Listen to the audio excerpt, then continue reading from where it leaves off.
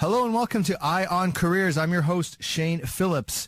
And tonight we look at what it takes to be great, what it takes to rise to the top, and what other city better to do it in than Dubai. Dubai, a city that should have slipped into the sands of the desert during the great pearl crash of the 1930s, but instead has been immortalized in the annals of history. From the vision of late Sheikh Zayed to the invincible spirit of His Highness Sheikh Mohammed, Dubai has a homemade legend on almost every corner. For example, Emirates Airlines started with just 2 used planes. Today, it has well over 200 and is the largest operator of the A380. And it has another 200 plus planes on order. Dubai is also a leader in the creation of its free zones, from the Dubai International Financial Center, which has created global waves, to the Dubai Multi-Commodity Center, which is the Emirates' fastest growing free zone. It was a dusty sandbox previous to 2002, and today it's trading billions of dollars in gold, billions of dollars in diamonds, and just about everything else you can imagine. It's a true global competitor. But the point is that perhaps your life is that dusty sandbox, that sand dune where you feel at some point it's just not going anywhere. Maybe you just got divorced. Maybe you just lost your job. Whatever it is, life has knocked you down to the ground. Well, just look around you, because on every corner of this city, almost every single local business you see has risen up from virtually nothing. And tonight we find out how they did it. Our first guest is a man who has done the impossible, not once, not twice, but time and time again. He's the executive chairman of DMCC, the fastest growing free zone, and soon to be the home of the world's tallest commercial tower. His name is Ahmed Bin Sulayem. Let's hear a little bit more about his background. Ahmed Bin Sulayem is the executive chairman of the Dubai Multi-Commodities Center, the DMCC. It was established in 2002 as a strategic initiative of the Dubai government with a mandate to provide the physical, market and financial infrastructure for a commodity marketplace in Dubai. Ahmed has and continues to play a key role in establishing and positioning the DMCC as a major international commodities hub for trade. Under his leadership, DMCC has introduced a number of value-added products and services. This includes the establishment of the DMCC Free Zone, the UAE's largest and fastest-growing free zone, the Dubai Diamond Exchange, which is the only diamond exchange in the Arab world affiliated to the World Federation of Diamond Bourses, or the DMCC Tea Center, which offers a range of facilities to global tea trade and made the UAE the world's largest re-exporter of tea. Ahmed Bin Sulayem joined DMCC in 2001 as a director prior to the Dubai Government Authority's official launch in 2002, and his responsibilities include overseeing the organization's operations. Today he is the executive chairman of DMCC as well as the director of human resources, director of Dubai Sharia Asset Management and Dubai Commodity Asset Management. He has also played a leading role in reviving Dubai's traditional pearling industry by launching the Dubai Pearl Exchange in 2007 and conceptualized the idea behind Almas Tower, the tallest commercial building in the Middle East, home to Dubai Diamond Exchange, the largest vault in the UAE and DMCC headquarters. Ahmed Bin Sulayem, welcome to Eye on Careers. Great to be here. It's a pleasure to have you here, and it's amazing when you actually look at some of the successes DMCC has had, but it's not just DMCC, because there's Emirates Airline, there's Dubai Ports, there's Dubai Duty Free, there's so many companies that you can just go on and on that have literally competed globally based out of Dubai and are taking first place or ranking at least in the top 10. Even in retail sector, for example, we have the #1 shopping destination in the world. We have the the #1 airport. We have so many, when you look at some of the success you've had, it's amazing. But it's also amazing that it's almost like his ruler, Sheikh Mohammed, has created an environment that just breeds unbelievable success after unbelievable success. Well, basically, His Highness Sheikh Mohammed bin Rashid Al Maktoum focuses a lot on the positive energy, focuses on ensuring that all developments in Dubai are moving with the maximum speed and efficiency. You mentioned the ports and Emirates Airline. The fact that logistically Dubai's hub was strong when DMCC was established helped DMCC grow. If it wasn't for the strong positioning of Jebel Ali Port and then later on DP World and the connection with the African and other continents around the world, especially after purchase of P&O ports, we would not have the synergies we have today. And it all complements itself, including also the airport and the cargo that comes from there and the trading. There's a lot of shipping companies in DMCC. A lot of that helps DMCC. But at the same time, everyone is not being complacent. They're just very energetic, and that gets contagious and gets competitive. It is contagious because, you sit with someone like yourself and you say, I'm going to build the world's tallest commercial tower. You can't help but coming out of the meeting saying, I don't think I'm thinking big enough about my business or my career or what I'm doing. And I think I started the show saying that, first of all, Dubai kind of had its roots bred in a bit of a crisis when the pearl industry crashed, and we had to you had to reinvent yourselves as an emirate. And when we look at your own business, it literally did start with virtually just it was nothing more than a couple sand dunes, where now it's globally recognized on many levels. So out there, somebody could be listening, their career could be that sand dune right now. It could not be going very well. And I just had to ask, when you started DMCC, were you ever looking at like, this is a crazy idea, there's not much out here, and were there any doubts? What were the biggest challenges? Did you ever feel like quitting? When I joined, I was a director, and the initiative was a concept, and it's basically never done before. It's a great concept, and I joined at the age of a little over 22, and I felt it was too far from the main city. That's what I was hearing. But today it couldn't be in a better position between the two most active airports, representing over 10,000, almost 10,000 companies, which would make a big splash of celebration. 10,000 companies. Almost that's there, huge. And once that happens, we'll make sure everyone knows about it. And it ranges from SME startups with Google, Astrolab Google, which are focusing on attracting a lot of startups within their businesses as well as a business incubator. We have agro, gold, and diamond and energy companies, and more are coming in. We are building a G+14 leads gold building, one JLT, and that's well on its way. And that's attracting a lot of business as well, especially since they know the reputation and the community.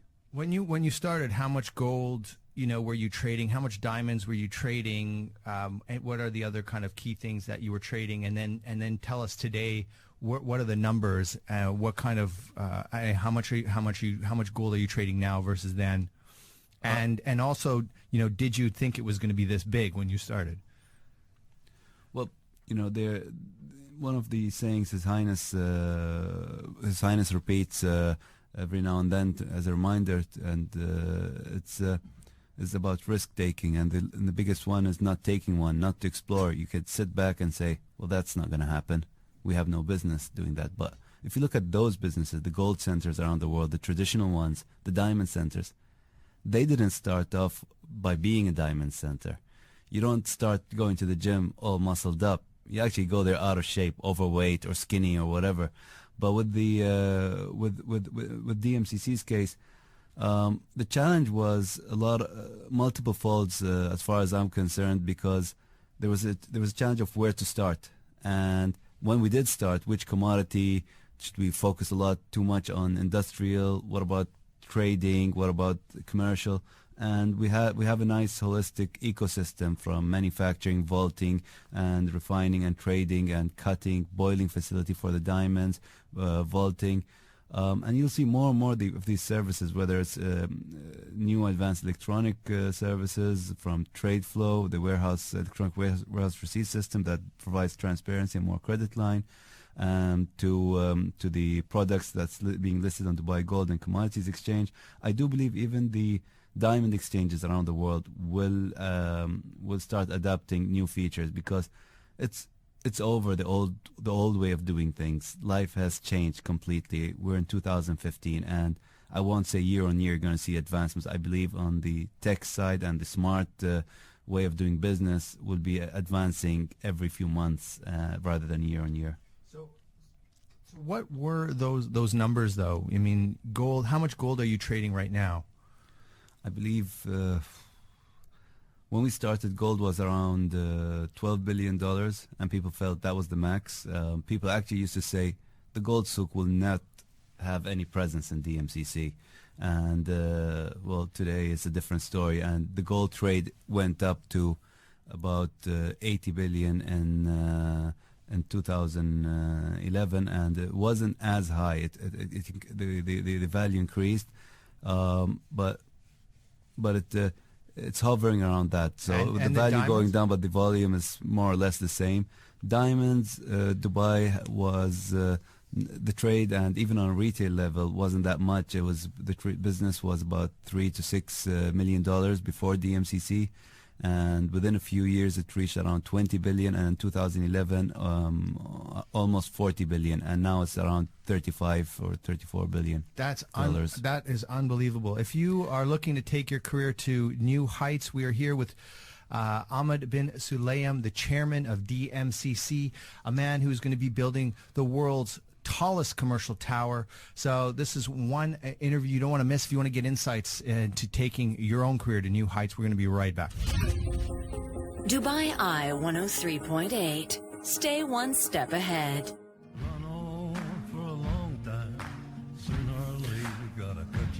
Welcome back to Eye on Careers. I'm your host, Shane Phillips. And we are here with Ahmed Bin Sulayem, the chairman of DMCC. Ahmed, welcome back to Eye on Careers. Great to be back. Thank you so much for joining us. And you know, you're everything you're doing is a big inspiration. The fastest growing free zone. I think you have almost 10,000 members now, which are companies, registered companies. How many a month do you do? During the recession, we actually reached around 200 companies per month, and now we're we get to 160 on average a month, even now, and we expect that trend to continue. Did you say during the recession was your fastest growth period? Yes. That doesn't even make sense. Why was it the fastest growing? I figured it would be the fastest growing now. No, actually, for us, it was the recession. The development was being complete. A lot of buildings were being complete. And there was the kind of vibe in not our environment, but outside DMCC was maybe it's time to take a step back and reflect. And I was like, no, this is a time where I need to see this through. The plug hasn't been pulled on me. I'm not pulling the plug on myself. So we kept pushing. It was a bit tough because I had to bring in a new talent. I brought in Malcolm and Gautam Sashital, who Gautam is now our Chief Executive Officer from Dubai Gold and Commodities. And they took a risk moving from an environment that they're comfortable with to a free zone environment. But in the end, it paid off. And that raised some eyebrows, let alone the results as well. And I'm glad I took that risk when I did. So just before we get into talent and some of the other things, I want to just send a big shout out to Al Manzil School for Special Needs, which was founded by Dr. Aisha 10 years ago. This is another big success story, one of the first schools for people with special needs in the region, and she's celebrating tomorrow night in the Symphony Ballroom in the Address Hotel Old Town. And I think anybody wants to go to that event. It'd be a fundraiser, and we're going to have an art auction to raise some money for these children to go to school. You can come down to the Address Hotel in Old Town, and it's a great charity to be involved in, and that's Al Manzil School for Special Needs and Dr. Aisha. You can look them up on the net and contact them there. I think the event starts around 7 p.m. So that's always an exciting thing. And as again, Ion Careers is a career show, and DMCC is actually having a career fair on Thursday, the 12th of February, 2015. So this is coming up pretty soon. Next Thursday, actually, from 9 a.m. to 3 p.m. And they are also going to have guest speakers giving you advice on how to do your CV and how to present yourself to potential employers and a bunch of other things. So that's something to look forward to as well. So, Ahmed, speaking of interviewing and everything else, I mean, I think one of the key things you did phenomenally well at DMCC was you snagged some really top talent. One of them was Peter Mios, who was kind of a legend in the diamond business in Antwerp, which is kind of the mecca of the diamond industry. Not for long, I guess, if you have your way. But you know, is this kind of strategic headhunting of targeting the global top talent and bringing them to Dubai part of your strategy, perhaps even part of the strategy of Dubai itself? Talking about Belgium, they have a lot of opportunities and they have a lot of advantages. They still are one of the top three diamond centers. We're up there with Mumbai and them. There's a lot of respect and complimenting between us. And when I approached Peter, I've known Peter for a while, even when he was heading HRD in Antwerp. He didn't see the offer coming. You know, it came. I put the seed in his mind, and things were getting tough in Antwerp, and he was being blamed for it. And he was just doing his job, letting the government know that there are diamond centers, and Al Mas Tower sold out in a matter of a few hours. The tallest diamond tower in the world, tallest commercial tower in the Middle East, sold out in a couple of hours to most of the top diamond tiers in Antwerp. He was raising a concern, but it was publicly done, and they kind of even used that, blaming him. Well, don't talk about it. You're making a. So they I think a lot of regions in the world didn't see Dubai becoming a diamond center. I think even Antwerp didn't see it happening. Other centers didn't see Dubai becoming a rough diamond center, which is the case today. It's a rough diamond trading center. It's a big one, and Polished is following through. Peter, when he joined, he was a different executive, and Dubai has changed him. He's been here a little over 9 years now, and he's not the same Peter May as I met over 9 years ago. He's become more international, and he's built more relations with Africa, and that's what Dubai is about. We're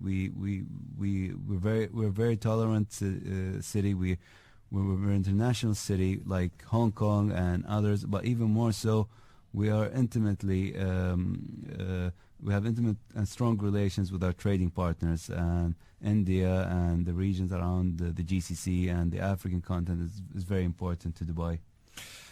So, talent is definitely one of the things that's driving your success at DMCC, and, I know that you are a tenacious, almost workaholic. I don't know, I think it's safe to call you a workaholic because you're working all the time. You're ambitious, you're driven, but, so you're creating a peak performance culture. Within your organization, you want to drive peak performance. And one of my questions is, when you're driving peak performance in an organization, do you have to fire people? Do you have to let the hatchet man loose in order to keep that performance up? Do you need to target underperformers and encourage them to find new horizons? Well, what's important is to understand why.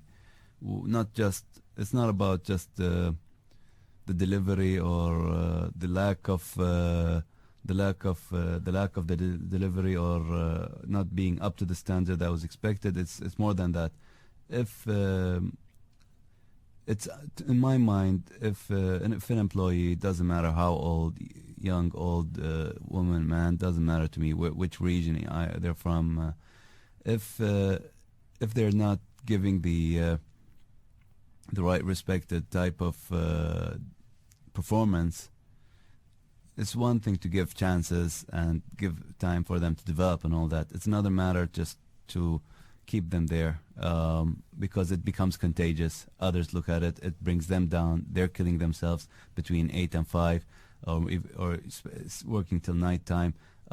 It's also unfair to potential talent that wants to work are looking for half that opportunity to prove themselves, and they may be better fit. So I don't look at it as it might be a win-win situation for the organization and the departing employee, where that person might learn from this experience and move into an organization where they build themselves. Because a lot of the key successful people in the world, they failed a lot. You know, Michael Jordan failed a lot. Kobe Bryant missed a lot of shots. Steve Jobs fired from his own company. Yeah, imagine that. Yeah, and came back to save it. Yeah. Donald Trump claimed corporate bankruptcy 4 times. Yeah, I'm suspicious if that was intended or not. It could be a strategy in the U.S. So, so failure is part of it. What's been your biggest failure? What's been your darkest moment? What was your missed shot? I believe I looked at how I develop at work.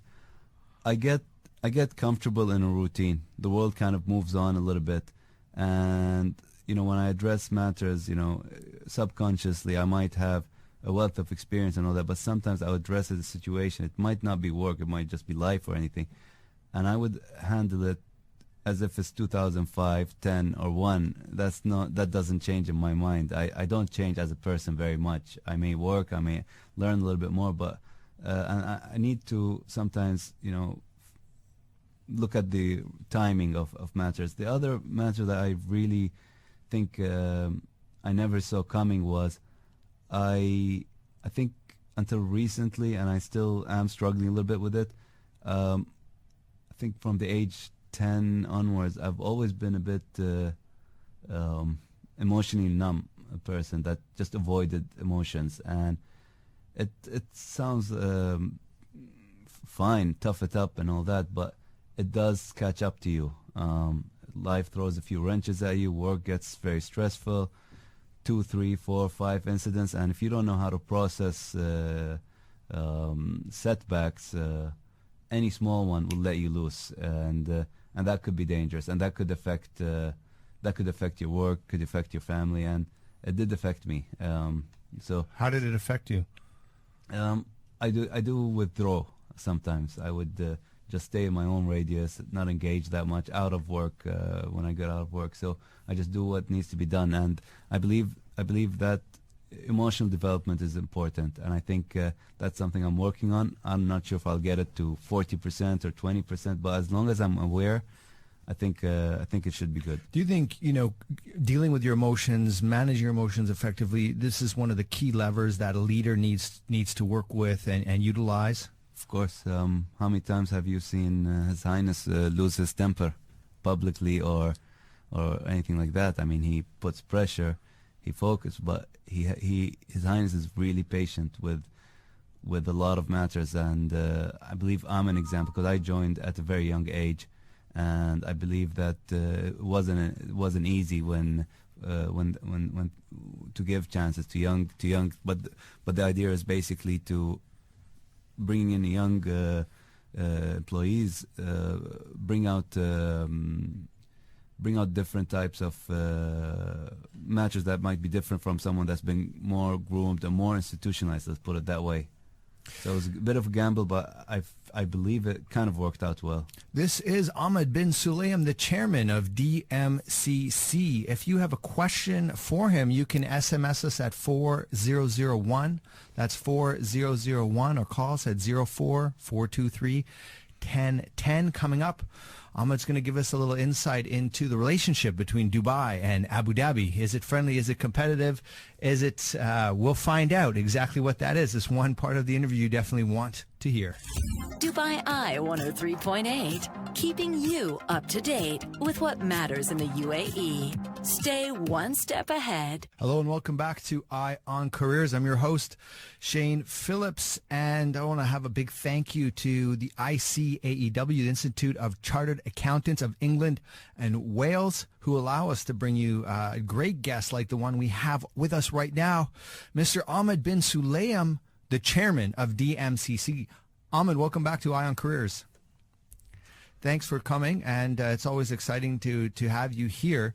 And I think you're driving one of the big success stories in Dubai. I mean, when you go from trading $3 or $6 million of diamonds to how many is it? $50 billion?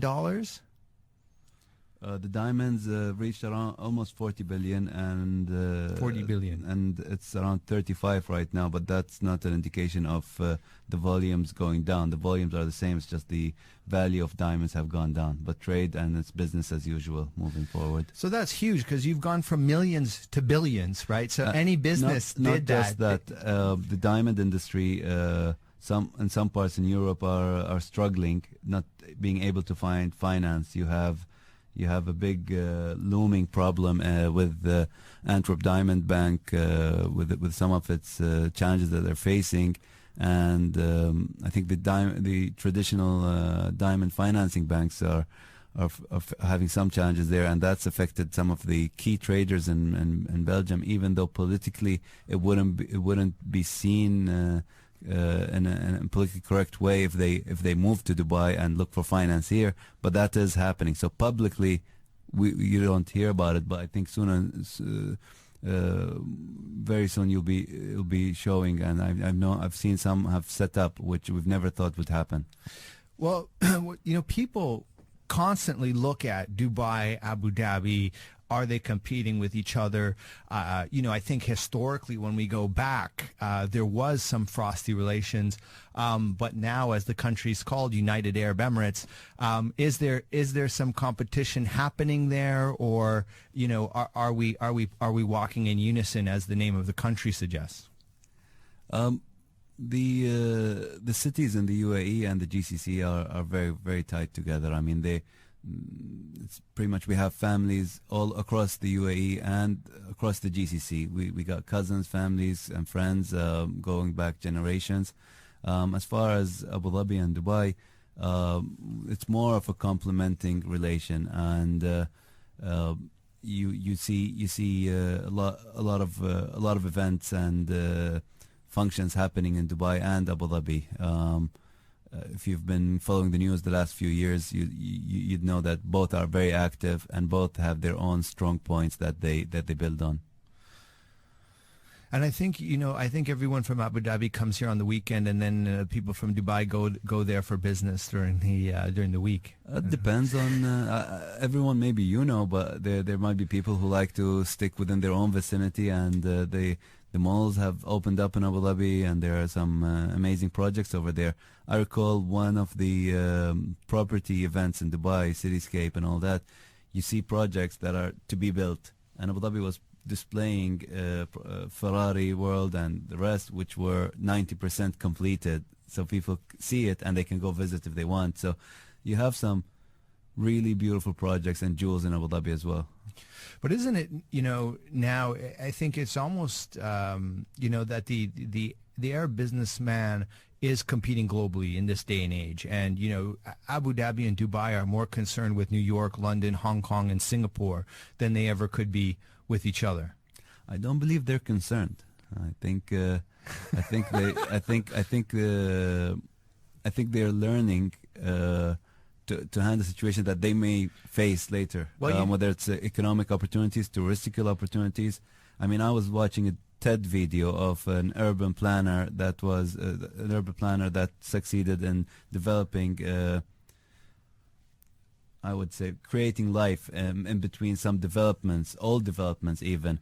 And that's something that I can relate to, given that we converged Lake C and Jumeirah Lakes Towers into a park. And I'd be interested to do some more of that and add more value and life and have people more active. I like also what's been done in JBR with the development over there, the cinema and the new restaurants, Real Madrid Cafe, etc. Well, I think to your point, I think we just overtook Heathrow for the #1 busiest airport, Dubai, right?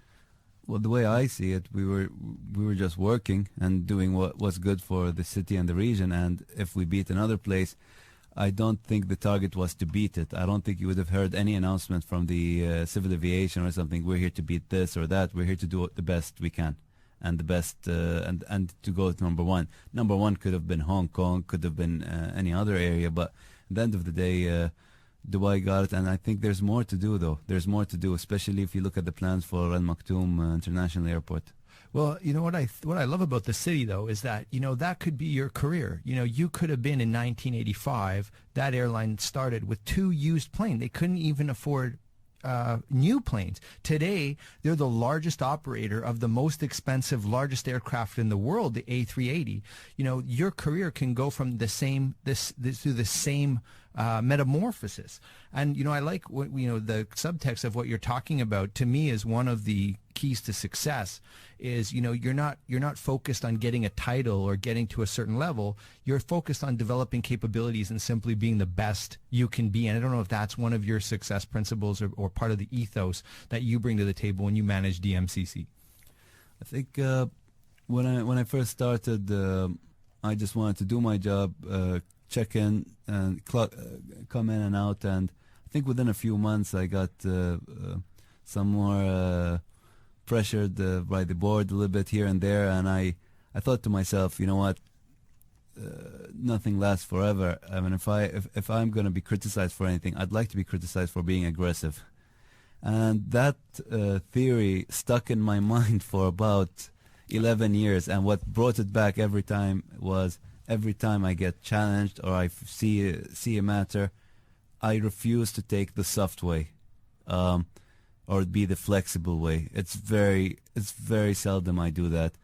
And I'm proud and happy to say that the aggressiveness and the has become contagious within the DMCC and the JLT community. You can see our members being demanding, our employees also pushing and moving forward. You talk about Peter. We've brought in talent from outside, but he's changed completely in the last 9 years. We have some homegrown talent like Maryam Hashimi, who came right off graduation, and now she's I think one of the few, of the only gemologist that's handling the Kimberley process for the import and export of rough diamonds. You have Franco, who's head of commodity services, and I believe he was pretty fresh when he joined, and he developed the commodities experience. So it's about the will and the attitude when you come into the working environment. There is a time for you to settle in and adapt, and I think that's very important, because you don't go to a job and do the exact same thing every single time, because at least in DMCC's environment, the challenges, the client's needs will vary. For the last 4 years, we've served our members to renew their licenses, apply for visas, etc., all through online. All the services in DMCC can be done online, and I wouldn't say there was some holdback from the members, but some of the members had, I would say, PROs and consultants that didn't want to jump into the new era. They liked it the old way, because if they get things done really fast and they got 5-6 hours, the client's going to think, why am I paying for that much? We need to utilize them. For that's changed now. If you go to where the registration and licensing and renewing is all, there used to be big traffic, and now it's much quieter, because a lot of them love the smart system that is provided to them. You're almost in an age where, you know, you have to learn new capabilities or you will be extinct. Not only that, I think some of the talent I see, new, fresh expats, local, it's like they were born knowing this. So that's how it is. They're born with an iPad in their hand. You know, I think it's in all schools and all that. So I come from a generation where IBM, and there was no Microsoft yet, so there was just these 4 programs or etc. So you're looking at people that take this for granted and move forward. So nobody's going to look back. You know, I'm not going to talk about the typewriter when I'm looking at the keyboard and all that. So it's where we are right now, and the world is much faster. This is Ahmed Bin Sulayem, the chairman of DMCC. Coming up, we are going to tackle the issue of Emiratization, localization. Is it a curse? Is it a blessing? Is it helping young Emiratis? Could it hurt their market equity? How is he dealing with it, DMCC? How is it affecting his business? How will it affect your business? And then we're also going to take some questions from our listeners. You know, the SMSs are just coming in nonstop, so we have quite a few questions here that we're going to be tackling. But we'll hear it from the horse's mouth. Localization, yay or nay. So stay with us. Dubai Eye 103.8, award-winning news, business, sport, and lifestyle coverage. Stay one step ahead. Hello and welcome back to Eye on Careers. We're here with Ahmed Bin Sulayem, the chairman of DMCC. Ahmed, welcome back to Eye on Careers. Good to be back.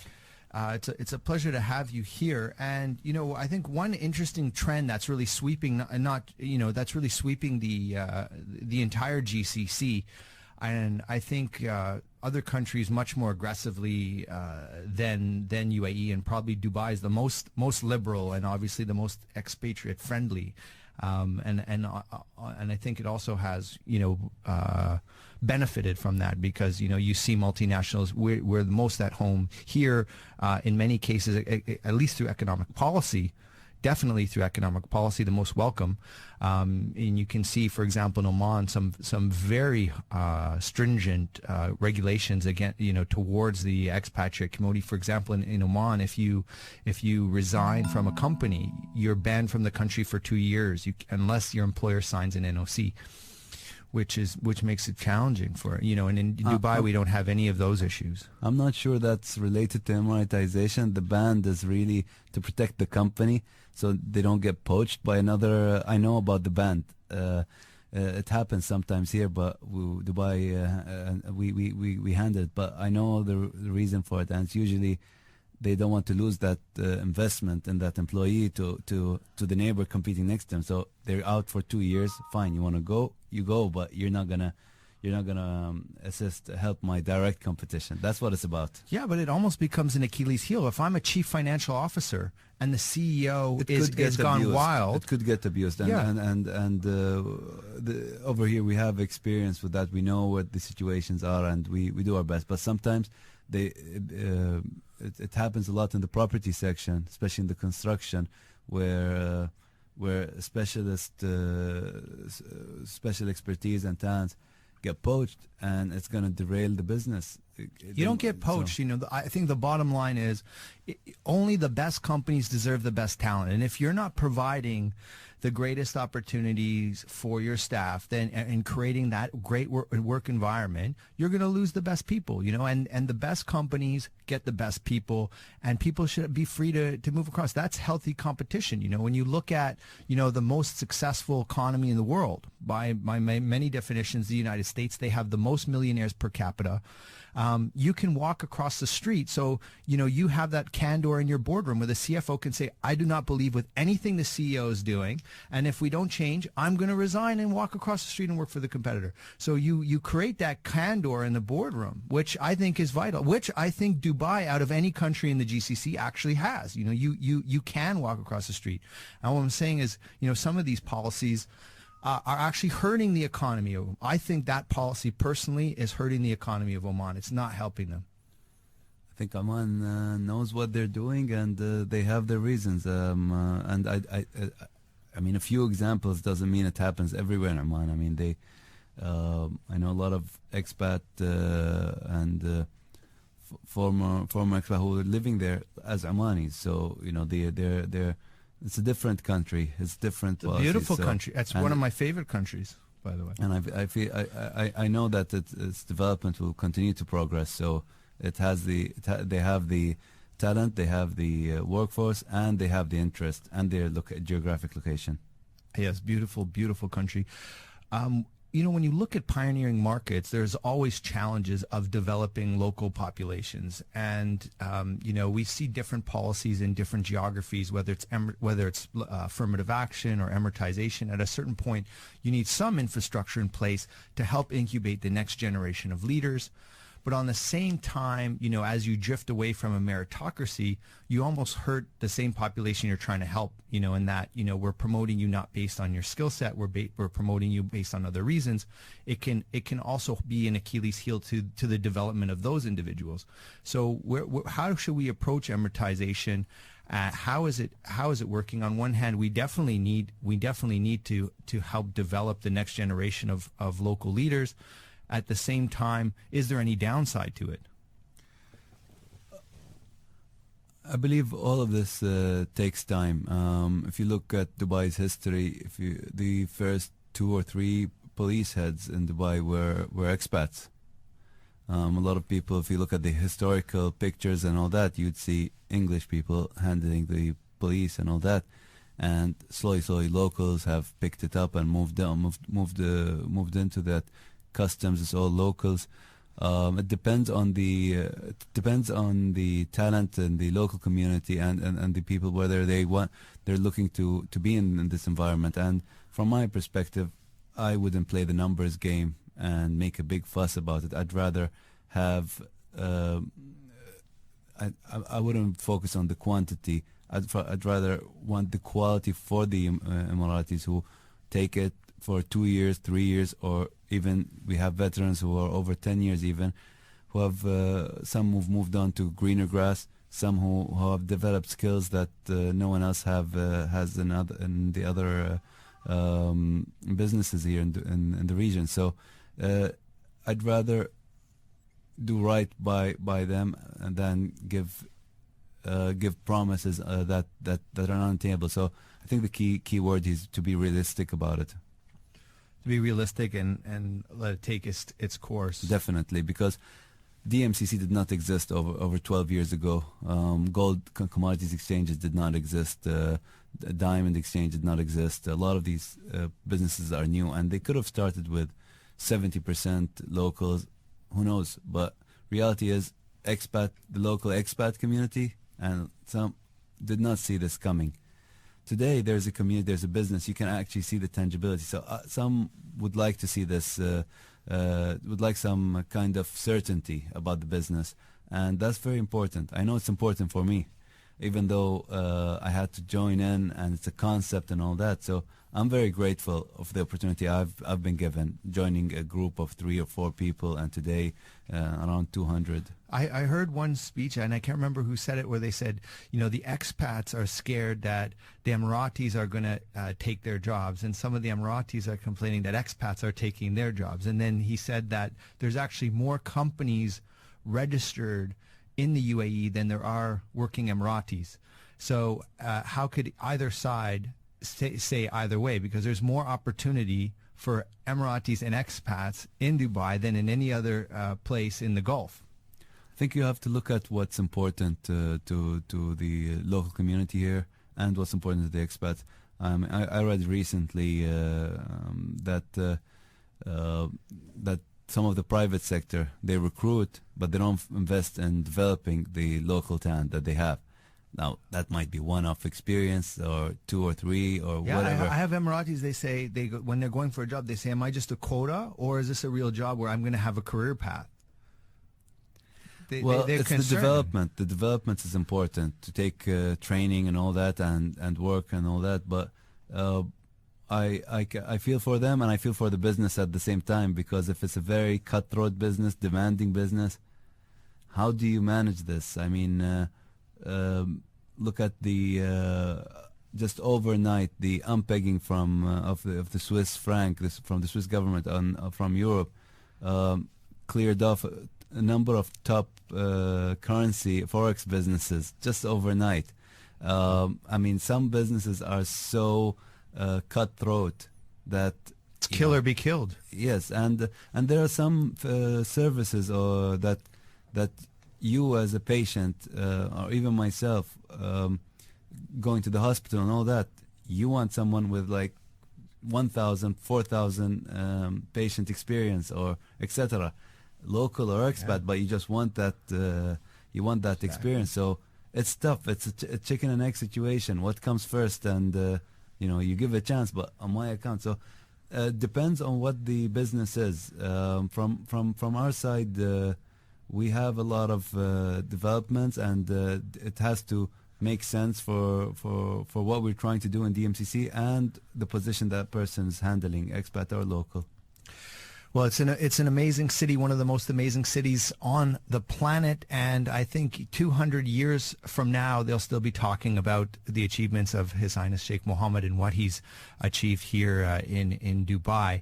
Do you have any last piece of advice for anybody who wants to strive for greatness or take the next step in their careers or in their professions? Life is filled with opportunities, and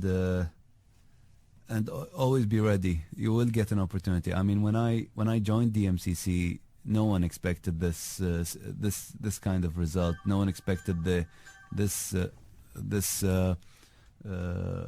being the largest free zone and all that. But I joined with a great group of team that have come and gone a few times. Some I'm in touch with, and these opportunities come. And if I did not put my mind into not being distracted by the doom and gloom media during the global recession, or not being distracted by people telling me how the gold souk will never move to Dubai, we focused on the international and regional market, and we looked at every opportunity and the challenges that comes our way. My advice to the local and every other person that's looking to develop themselves is, if you want to be an expert in anything in the world, whether it's being an athlete, whether it's being a writer, you put 10,000 hours into it, and that will differentiate you from the majority. You put 10,000 hours, and you will be a required asset in an organization. You put the time and effort, and good things will happen. Well, I think the real takeaways from my side of your story is the focus, on Spartan-like work ethic, and like you said, a focus on creating capabilities, not titles or salaries. I think those are my big three takeaways, and we wish you tremendous luck in building that just another legend that we'll have here in our landscape, the world's tallest commercial tower, Burj 2020, as well as your success in reaching 10,000 members in your free zone. Thank you. That's Ahmed Bin Sulayem, the chairman of DMCC, one of the fastest growing and largest free zone in the UAE. Hopefully we'll hear more from him.